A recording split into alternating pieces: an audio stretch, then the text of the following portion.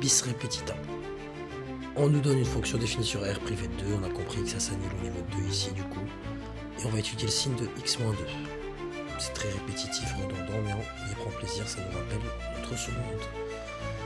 Ça s'annule en 2, fonction affine, le coefficient directeur positif. Donc là c'est plus, là c'est moins. À un moment quand même, il faudrait peut-être redire ça.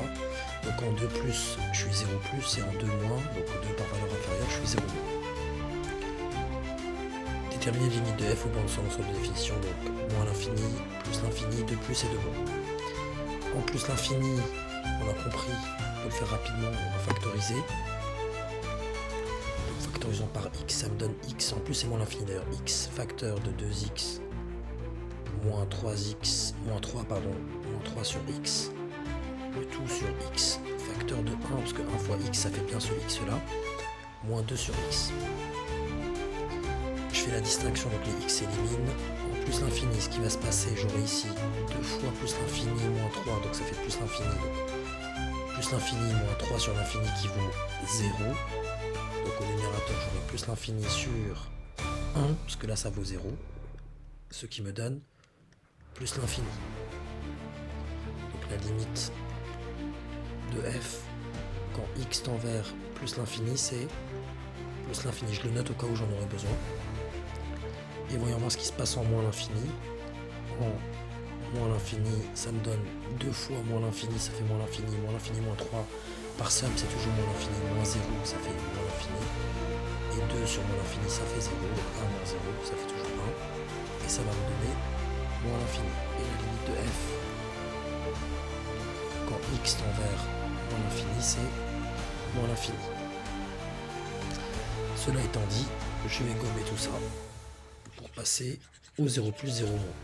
Pareil, je ne m'attarde pas sur la rédaction, je vous laisserai le faire. Donc f en 0 en 2. Donc en 2 plus. J'aurai du coup au numérateur 2 fois 2 au carré moins 3 fois 2 moins 3. En 2 plus, 2 plus, c'est ici, c'est cette zone là, c'est du 0 plus. Donc sur 0 plus, excusez-moi de l'écrire aussi grossièrement. Donc 2 fois 2 au carré, ça fait 2 fois 4, ça fait 8. 8 moins 6, ça me fait 8. Moins 6, moins 3 sur 0 plus. Donc ça fait 8 moins 9. Et 8 moins 9, ça donne moins 1. Donc ça fait moins 1 sur 0 plus. Moins 1 sur 0 plus. Moins 1 sur 0 plus. Ça donne moins l'infini par règle des signes. Donc la limite de f quand x tend vers 2 en étant plus grand que 2, ça donne moins l'infini. Pour 0 moins, on va gommer ce qui va changer. Donc en 2 moins, on a compris, j'aurai affaire à un 0 négatif. Donc ici c'est un 0 moins. Un 0 moins. Donc moins 1 sur 0 moins, ça sera plus l'infini. Et la limite de f quand x tend vers 2 en étant inférieur à 2, ça donne plus l'infini. Déterminer 3 réels ABC tels que f de x égale à cette quantité-là, pour x différente de bien entendu. Donc là, ce que je vais faire, tout simplement faire une identification de coefficients, c'est-à-dire que je vais écrire f de x. Je vais mettre ça au même dénominateur. Donc je sais que f de x, donc on me dit f de x égale à ax plus b plus c sur x moins 2. Là j'ai x moins 2, donc tout ça je vais le mettre sur x moins 2. Ça me donne du coup ax plus b facteur de x moins 2 plus c, le tout sur x moins 2. Je développe. Ax fois b, ça fait ax au carré. Ax fois moins 2 ax. B fois x plus bx moins 2b plus c, le tout sur x moins 2. Je simplifie, plutôt je factorise, ça me donne ax au carré, les x au carré ne sont concernés que ça. Concernant le x, entre parenthèses, c'est moins 2 fois a plus b, moins 2a plus b, et pour ce qui traîne, c'est cette quantité, c'est-à-dire moins 2b plus C sur x moins 2. Et cette quantité-là est égale à f de x. Donc f de x, on sait que c'est 2x au carré moins 3x moins 3. Donc c'est 2x au carré moins 3x moins 3, le tout sur x moins 2. Je procède à une identification de coefficients. Donc a, il est là, c'est ce qui... Donc a vaut 2. Moins 2 fois a plus b,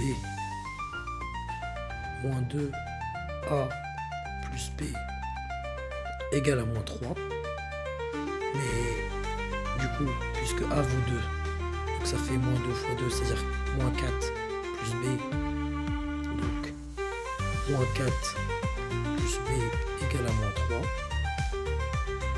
Donc bah, b vaut moins 3 plus 4, c'est-à-dire 1. Et donc, par ailleurs, moins 2b plus c, moins 2b plus c égale à moins 3 aussi. Donc ça me donne, puisque b vaut 1, donc moins 2 fois 1 c'est moins 2, donc moins 2 plus c égale à moins